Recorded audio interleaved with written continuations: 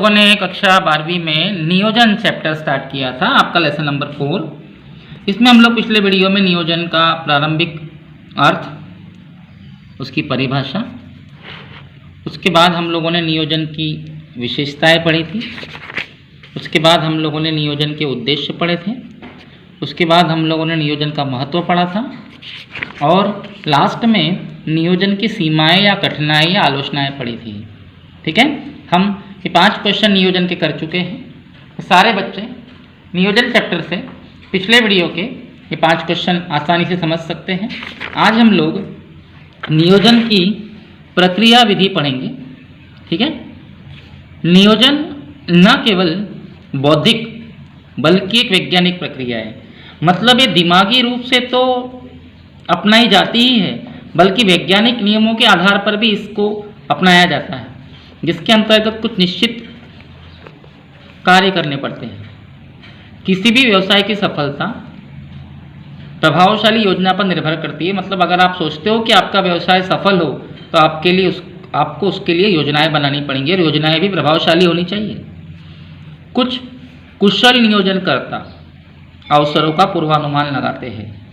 मतलब जो नियोजनकर्ता होते हैं वो अवसर ढूंढते हैं और पहले अवसरों का पूर्वानुमान लगाते हैं और उनके पास जितने भी साधन होते हैं, भूमि, श्रम, पूंजी, उसका कुशलतापूर्वक उपयोग करके उद्देश्यों को प्राप्त करने में सफल होते हैं। इसके लिए यह योजना से संबंधित बजट बनाकर आवश्यक वित्तीय व्यवस्था कर लेते हैं। नियोजन की विधि, प्रक्रिया और तकनीक में निम्नलिखित आवश्यक कदम उठाने पड़ते हैं। मतलब हम नियोजन की विधि पढ़ रहे हैं कि नियोजन होता कैसे है। ठीक है, सबसे पहले लक्ष्यों और उद्देश्यों का निर्धारण करना। प्रत्येक नियोजन प्रक्रिया के अंतर्गत सर्वप्रथम लक्ष्यों का निर्धारण किया जाता है। भाई, अगर आप किसी चीज़ की प्लानिंग कर रहे हो तो क्यों कर रहे हो? उसके पीछे कोई लक्ष्य तो होगा। आपसे किसी ने पूछा क्या कर रहे हो? सर हम प्लानिंग कर रहे हैं। हाँ, किस चीज़ की प्लानिंग कर रहे हो? पता नहीं, बस कर रहे हैं। ऐसा थोड़ी चलेगा। आपने उसका कोई लक्ष्य तो निर्धारित किया होगा कि हमको ये करना है और ये उसकी प्लानिंग है। ठीक है, पहले उपक्रम के सामान्य लक्ष्य निर्धारित किए जाते हैं। इसके पश्चात अलग अलग विभागों के लक्ष्यों का निर्धारण किया जाता है। मतलब आपका जो मेन उपक्रम है, मुख्य संस्था, उसका लक्ष्य निर्धारित होता है और उसके बाद अलग अलग विभागों के लक्ष्य निर्धारित होते हैं। वास्तव में लक्ष्य समान नियोजन क्रिया के केंद्र बिंदु होते हैं। मतलब नियोजन की प्रक्रिया का केंद्र बिंदु लक्ष्य ही है। आप लक्ष्य निर्धारित करोगे तो ही तो नियोजन कर सकते हो। ठीक है, फिर है सीमाएं निर्धारित करना। नियोजन हमेशा कुछ निश्चित अनुमान और पूर्वानुमान पर आधारित होता है। मतलब नियोजन जो होता है एक पूर्वानुमान होता है, भविष्य के बारे में पहले से सोच के रखा हुआ एक कार्य होता है।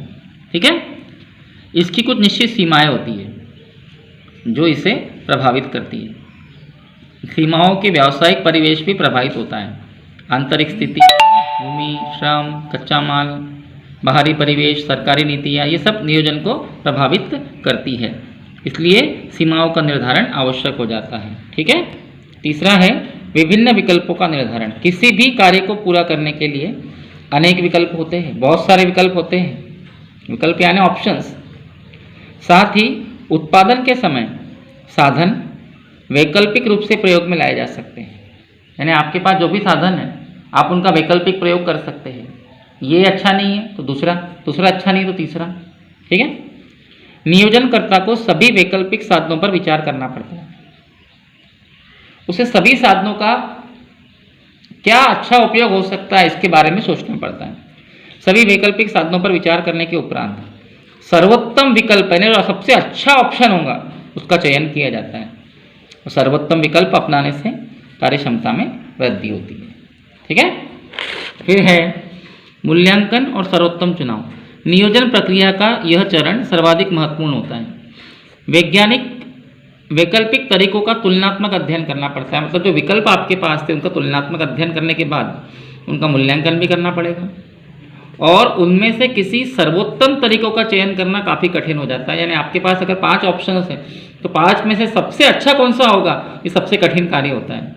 इस कार्य को करते समय नियोजनकर्ता को काफ़ी सतर्कता रखनी पड़ेगी सावधानी रखनी पड़ेगी और दूरदर्शिता से काम लेना चाहिए, यानी भविष्य के बारे में सोचकर विकल्प चयन करना चाहिए। फिर योजना तो बन गई, अब योजना हेतु उपयोजना तैयार करना। नियोजन के इस चरण में योजना के विभिन्न पहलुओं पर विस्तार से विचार करके निर्धारित योजना को क्रियान्वित करने के लिए सहयोगी योजना का निर्माण करना पड़ता है। मतलब जो योजना आपने बनाई है उसकी मदद करने के लिए एक और योजना जो उसको मदद करे, सहयोग करे, तैयार करनी पड़ती है। ऐसी योजनाएं उपयोजना कहलाती हैं, जो मूल योजना मुख्य योजना का ही एक हिस्सा होती है।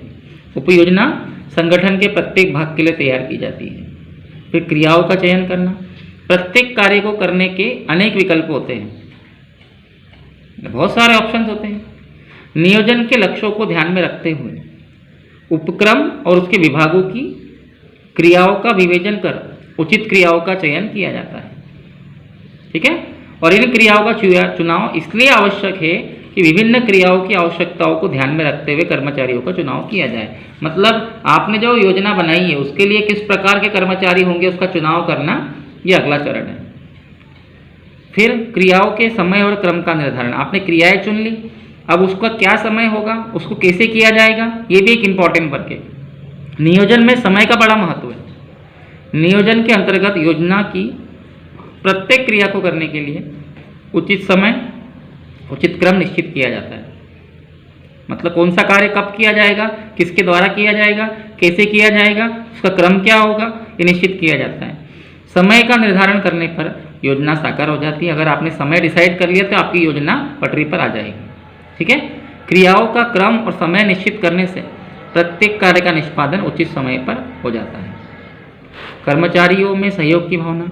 कोई भी योजना चाहे वो कितनी ही सुंदर क्यों ना हो, प्रबंधक और कर्मचारियों के सहयोग के बिना सफल नहीं हो सकती। प्रबंधक को कर्मचारियों के साथ सहयोग करना पड़ेगा और कर्मचारियों को भी प्रबंधक को सहयोग करना पड़ेगा। सहयोग प्राप्त करने के लिए कर्मचारियों को योजना अच्छी प्रकार से समझ जानी चाहिए और कर्मचारी के साथ मानवतापूर्वक व्यवहार करना चाहिए। ठीक है, उनको उनके जीवन यापन के लिए योग्य मजदूरी देना, सहयोग आसानी से प्राप्त किया जा सकता है।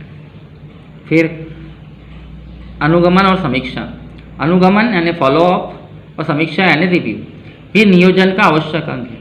अनुगमन इसलिए आवश्यक है कि बदलती हुई आवश्यकता और परिस्थितियों पर संभावित परिवर्तन के संदर्भ में योजना को बदला जा सके। यानी आपके उपक्रम में अगर कोई परिस्थितियाँ आ जाती है तो आप योजनाओं को बदल सके, ये अनुगमन होता है। बहुत सी बार तत्कालीन परिस्थितियों में उत्पन्न समस्याओं को अनुकूल बनाए रखने के लिए वांछित परिणामों की प्राप्ति की योजनाओं का अनुगमन समीक्षा आवश्यक होती है। जो योजनाएं आपने बनाई उसकी समीक्षा जरूरी हो जाती है।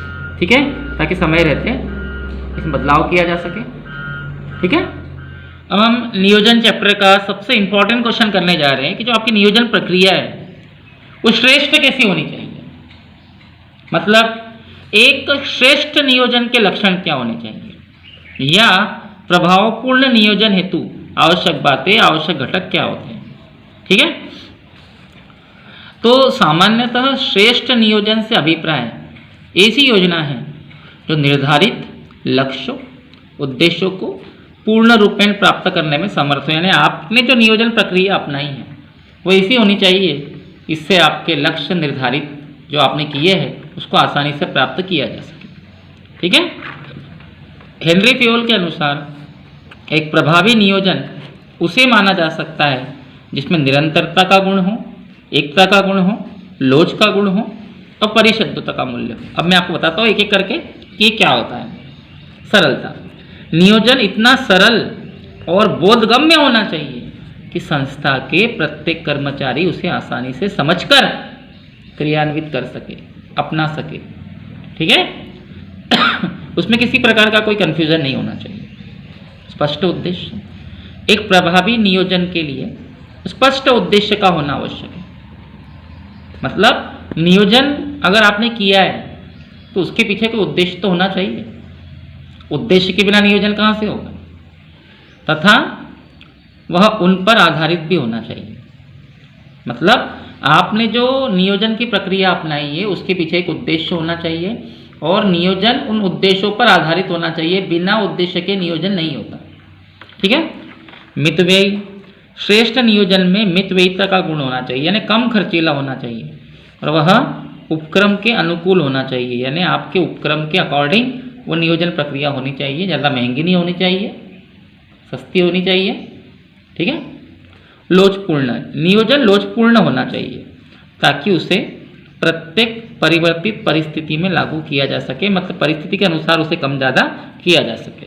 लक्ष्यों के अनुरूप नियोजन संगठन की आवश्यकताओं, साधनों और लक्ष्यों को ध्यान में रखकर किया जाना चाहिए। मतलब संगठन के जो भी संसाधन है, संगठन के जो भी लक्ष्य है, उन सब को ध्यान में रखकर ही नियोजन करना चाहिए। फिर व्यवहारिकता, नियोजन उपयुक्त, यथोचित और व्यवहारिक होना चाहिए ताकि उसे सरलता से क्रियान्वित किया जा सके। संतुलित, नियोजन एक श्रेष्ठ नियोजन संतुलित होता है, संतुलित होने पर प्रभावी ढंग से लागू किया जा सकता है, मतलब उसमें आसानी से संतुलन बना के चलना चाहिए। बाजार की स्थिति, नियोजन करते समय बाजार की स्थिति, प्रतिस्पर्धी की रीति नीति आदि बातों का ध्यान में रखना चाहिए, मतलब कंपटीशन का भी ध्यान में रखना चाहिए। विश्वसनीयता, एक प्रभावी नियोजन हेतु पर्याप्त सूचनाएं और समंक यानी आंकड़े सही समंक पर सही रूप में प्रस्तुत किए जाने चाहिए ताकि लोगों का उस पर विश्वास बना रहे, विश्वसनीयता बनाए रखे। सहभागिता, नियोजन के समय उपक्रम के सभी कर्मचारियों और सहयोगियों का सहयोग लिया जाना चाहिए, जिससे न केवल योजनाओं का निर्माण हो अपितु उनके क्रियान्वयन में भी पूर्ण सहयोग प्राप्त किया जा सके। ठीक है। हम अपना अगला क्वेश्चन करेंगे, उसके बाद कुछ अंतर मैं आपको समझाऊंगा, 4 या 5 अंतर, और फिर इसके ऑब्जेक्टिव करके हम ये चैप्टर एंड कर देंगे। ठीक है। नियोजन के तत्व लिखना है, मतलब नियोजन के घटक लिखना है। नियोजन के कौन कौन से घटक है? सबसे पहला घटक है लक्ष्य या उद्देश्य, मतलब लक्ष्य या उद्देश्य भविष्य की क्रियाओं को ध्यान में रखकर निर्धारित किए जाने चाहिए। मतलब नियोजन के जो भी लक्ष्य और उद्देश्य आपने निर्धारित किए हैं उनका भविष्य से संबंध होना चाहिए। ऐसा नहीं कि आपने लक्ष्य निर्धारित कर दिए और भविष्य पर डिपेंड ही नहीं है, बस काम चलाओ के लिए आपने काम चलाने के लक्ष्य निर्धारित कर दिए, ऐसा नहीं है। नियोजन की प्रक्रिया का यह प्रथम चरण है, लक्ष्य निर्धारित करना प्रथम चरण है। लक्ष्य और उद्देश्य अल्पकालीन या दीर्घकालीन हो सकते हैं, छोटे अवधि के भी हो सकते हैं, बड़ी अवधि के भी हो सकते हैं। उद्देश्य या लक्ष्यों की प्राप्ति हेतु योजनाएं बनाई जाती है। ठीक है, यानी जो लक्ष्य आपने निर्धारित किए उसके लिए योजनाएं बनाई जाती है। नीतियाँ, नीतियाँ एक प्रकार का निर्देश है जो प्रबंधकों की सहायता हेतु बनाए जाते हैं। नीतियाँ विशिष्ट या सामान्य हो सकते हैं। नीतियाँ प्रबंधक बनाते हैं अपने ऑफिस में बैठकर, और ये प्रबंधकों की ही सहायता करते हैं क्योंकि प्रबंधक इसी के आधार पर आगे चलते हैं। ठीक है, जो कार्य में एकरूपता और सामंजस्य बनाने में सहायक होते हैं, इससे कार्य में एकरूपता और सामंजस्य आते हैं। नियम, नीतियाँ प्रबंधक ने बनाई, लेकिन उन नीतियों का क्रियान्वयन कैसे होगा उसके लिए बनाए जाते हैं नियम। नियम नीतियों के क्रियान्वयन हेतु गठित किए जाते हैं। जो नीतियाँ बनाई उसको चलाने के लिए नियम बनाए जाते हैं। नियम लिए गए निर्णयों के अनुशासन पूर्वक लागू करने में सहायक होते हैं। नियम जो होते हैं ना, तो नियम जो होते हैं वो नीतियों के क्रियान्वयन के लिए आवश्यक होते हैं, और जो नीतियाँ बनाई गई है उसको क्रियान्वित करने के लिए, अनुशासन में लाने के लिए नियम बनाए जाते हैं। नियमों के पालन में लापरवाही करने पर नीतियाँ सफल नहीं होती, और नियमों के पालन में लापरवाही या लचीलापन नहीं होना चाहिए। ठीक है। फिर आती है कार्यविधि।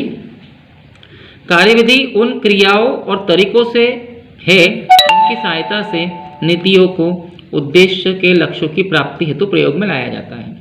ठीक है, मतलब नीतियों और उद्देश्य के लक्ष्यों की प्राप्ति हेतु प्रयोग में लाया जाता है। कार्यविधि वो क्रियाएं होती है जिससे नीतियों को और उद्देश्यों को क्रियाओं में लाया जाता है।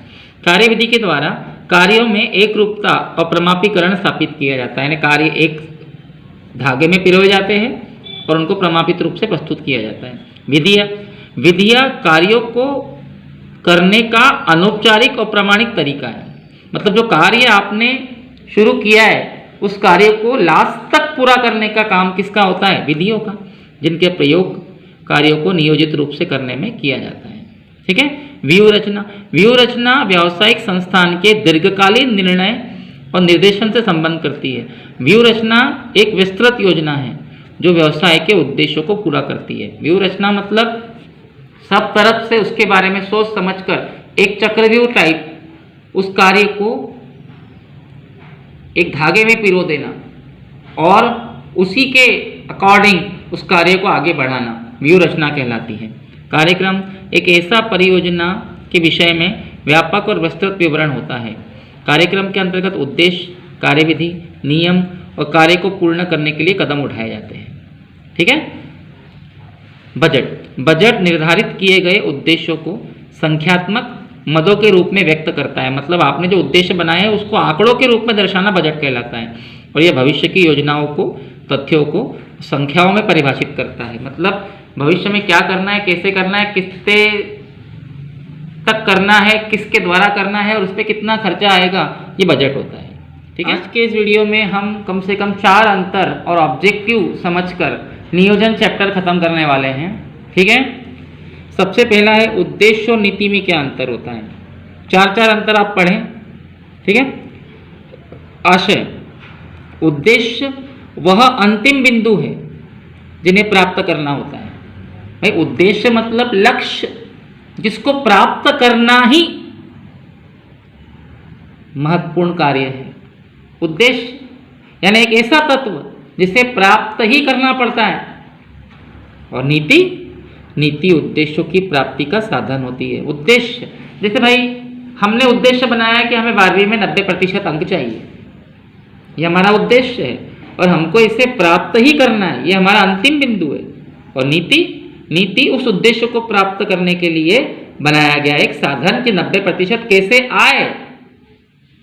निर्माण, उद्देश्यों का निर्माण लक्ष्यों की प्राप्ति के लिए होता है। भाई हमको जो लक्ष्य निर्धारित किए उसको प्राप्त करने के लिए हमने उद्देश्य बनाए। और नीति का निर्माण उद्देश्यों की प्राप्ति के लिए होता है। लक्ष्य प्राप्ति के लिए उद्देश्य बनाए जाते हैं और उद्देश्य की प्राप्ति के लिए नीतियां बनाई जाती है। निर्धारण, उद्देश्यों का निर्धारण उच्च स्तर पे होता है। भाई आपका उद्देश्य क्या है, आपके उपक्रम का उद्देश्य क्या है, ये छोटा कर्मचारी थोड़ी डिसाइड करेगा, ये तो उच्च प्रबंधक डिसाइड करेगा। और नीतियां सभी प्रबंध के स्तरों पर बनाई जाती है। ठीक है। लक्ष्य जो होते हैं ना, उद्देश्य जो होते हैं ना, मुख्य प्रबंधक उच्च स्तरीय प्रबंध बनाता है और उसे कार्यान्वित करने के लिए, उसे चलाने के लिए नीतियां प्रबंध के सभी स्तरों पर बनाई जाती है। ठीक है। आवश्यकता, बिना उद्देश्य के किसी संस्थान की स्थापना नहीं की जा सकती, अतः ही आवश्यक है। यानी बिना उद्देश्य के आप कोई काम कर ही नहीं सकते ना। और नीतियों का निर्धारण करना आवश्यक नहीं होता, ध्यान रखना। क्षेत्र, उद्देश्य का क्षेत्र व्यापक होता है क्योंकि हमारा उद्देश्य छोटा बड़ा हो सकता है। नीतियों का क्षेत्र संकुचित होता है, नीतियां बनाना अनिवार्य नहीं होती, बिना नीतियों के भी आप उद्देश्य प्राप्त कर सकते हो। ठीक है। आपका अगला अंतर है नियम और कार्यविधि में अंतर। देखते हैं। निर्णय, नियम पूर्व में लिए गए निर्णय हैं जो विशिष्ट परिस्थितियों में लागू किए जाते हैं। यानी आपने जो निर्णय लिए थे, ठीक है, पहले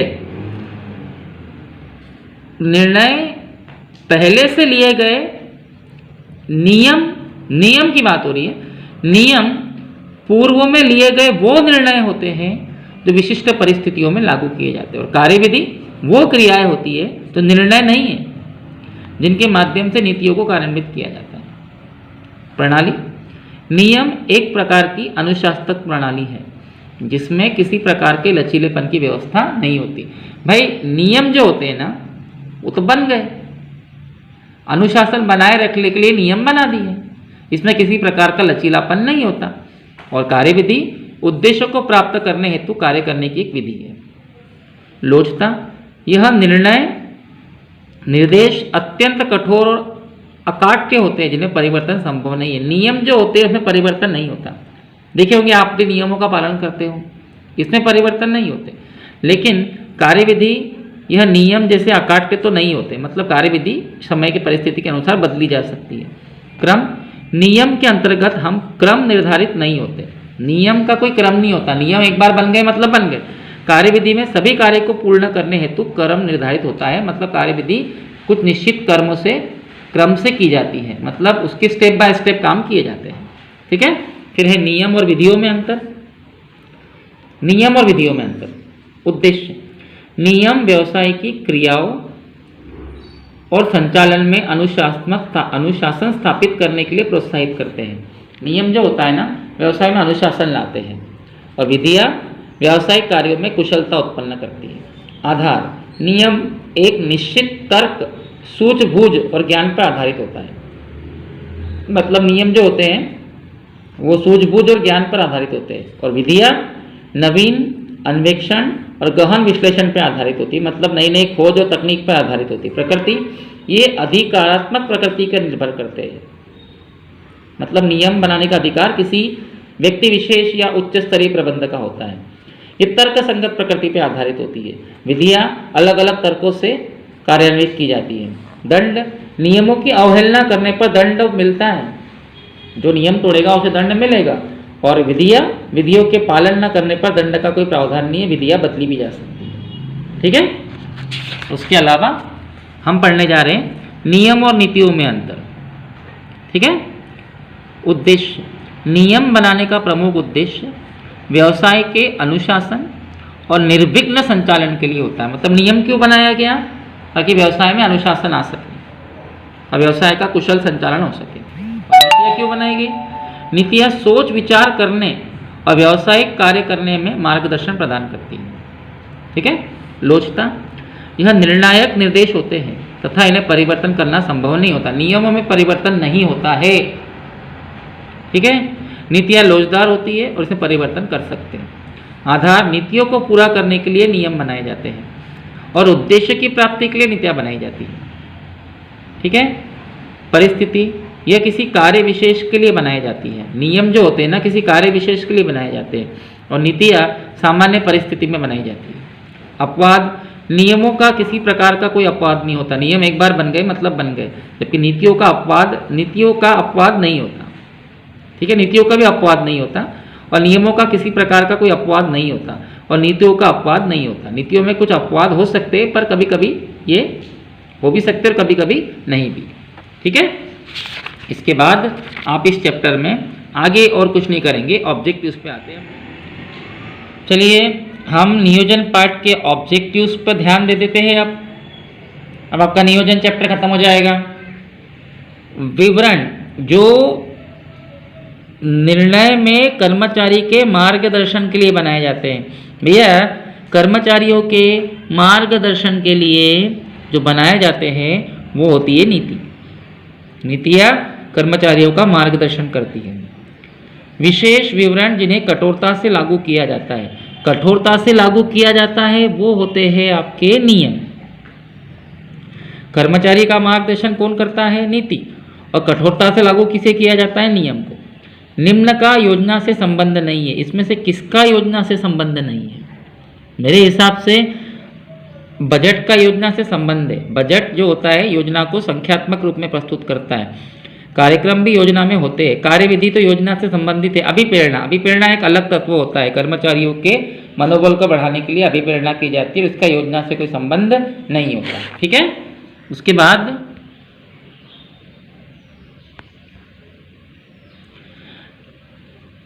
खालिस्तान भविष्य की अनिश्चितताओं का सामना करने के योग्य बनाता है।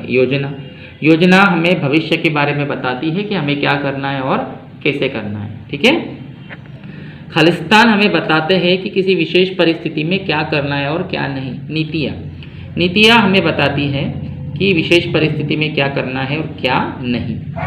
खालिस्तान वे सामान्य विवरण होते हैं जो कर्मचारी के मार्गदर्शन हेतु बनाए जाते हैं। ये होती है नियम कर्मचारी का मार्गदर्शन करते हैं। खालिस्तान इच्छित परिणामों के गणनात्मक विवरण होते हैं। बजट, और प्रत्येक कार्य को करने के लिए एक नया कार्यक्रम बनाया जाता है। ठीक है। उसके बाद नियोजन प्रबंध का पहला कार्य होता है, इसका ध्यान रखना। बजट सदैव लिखित रूप में प्रस्तुत किया जाएगा, मौखिक नहीं। नियोजन खालिस्तान के बारे में सोचने की प्रक्रिया है, भविष्य के बारे में। नियोजन एक बौद्धिक प्रक्रिया है। ठीक है। खालिस्तान कठोर निर्देश है। मेरे हिसाब से नियम जो होते हैं ना कठोर होते हैं। खालिस्तान से कार्य में एकरूपता आती है कार्यविधि से, और नियम खालिस्तान स्थापित करने में सहायक होते हैं तो अनुशासन स्थापित करने में सहायक होते हैं। ठीक है। सत्य पे आ जाइए। तो नियोजन प्रबंध का अंतिम कार्य है, ये गलत है। नियोजन प्रबंध का पहला कार्य है। नियोजन बौद्धिक प्रक्रिया है, बिल्कुल सही है, दिमाग का यूज़ करना पड़ता है यहाँ। नियोजन सभी प्रबंधकीय क्रियाओं में व्याप्त है, बिल्कुल सही है, सभी प्रबंधकीय क्रियाओं में नियोजन की आवश्यकता होती है। नीतियाँ नियमों से भिन्न नहीं होती, ये गलत है। नीतियाँ अलग होती है, नियम अलग होते हैं। नीति और नियमों में हमने अंतर देखा है। नीतियाँ बनाई जाती है लक्ष्य प्राप्ति के लिए और नियम बनाए जाते हैं अनुशासन स्थापित करने के लिए। नियोजन परिवर्तनशील वातावरण में कार्य नहीं करता, बिल्कुल करता है। नियोजन लचीला होता है और परिवर्तन के अनुरूप यह कार्य करता है। बजट भावी अनुमानों पर आधारित होता है, ये बिल्कुल सही है, भविष्य के अनुमानों पर आधारित होता है। नियोजन निर्णयन प्रक्रिया को सुविधाजनक बनाता है, बिल्कुल सही। अगर आपने नियोजन की प्रक्रिया अच्छे से की है तो आपको निर्णय लेने में आसानी होगी। निर्माण और नियोजन में कोई संबंध नहीं होता, बहुत गहरा संबंध होता है भैया। निर्माण नियोजन से संबंधित होता है, ये गलत है। बजट गुणात्मक स्वरूप में व्यक्त किया जाता है, ये गलत है। बजट सदैव लिखित होता है, ठीक है, सही जोड़िए। बजट पूर्वानुमान होता है। साधनों का अनुकूलतम प्रयोग, एक विकल्प व्यू रचना। आपके पास जो साधन है उसका अनुकूलतम प्रयोग कैसे किया जाएगा, ये व्यू रचना में सिखाया जाता है। क्रम निश्चित किया जाता है कार्यविधि के द्वारा। नियोजन की प्रक्रिया जो होती है वो एक विकल्प का चयन किया जाता है और अधिक लागत नियोजन की सीमा होती है, ठीक है। फिर है प्रबंधक का प्राथमिक कार्य क्या है। प्रबंधक का प्राथमिक कार्य नियोजन है। अधिकार क्षेत्र को निश्चित करने वाले विवरण को क्या कहते हैं, नीतियाँ, या इसमें आप देख सकते हो नीतियाँ ही आएगा, ठीक है। उसके बाद है विवरण जिसका संबंध कई विभागों से होता है, ठीक है। एक ऐसा विवरण जिसका संबंध कई विभागों से होता है, इसका आंसर आएगा कार्यविधि, ठीक है। फिर विवरण जो बताता है कि क्या करना है और क्या नहीं करना है, नियम। इच्छित परिणामों के गणनात्मक पूर्वानुमान को बजट कहते हैं। नियोजन का घनिष्ठ संबंध किस प्रक्रिया से होता है, नियंत्रण से होता है। नियोजन से ही नियंत्रण आता है। नियोजन में सर्वप्रथम किसका निर्धारण किया जाता है, लक्ष्यों का। लक्ष्य निर्धारित किए जाते हैं। क्या नियोजन एक भौतिक कसरत है, नियोजन भौतिक कसरत नहीं है, नियोजन एक बौद्धिक प्रक्रिया है। नियोजन किस प्रकार की प्रक्रिया है, नियोजन एक बौद्धिक प्रक्रिया है, निरंतर चलने वाली प्रक्रिया है, ठीक है।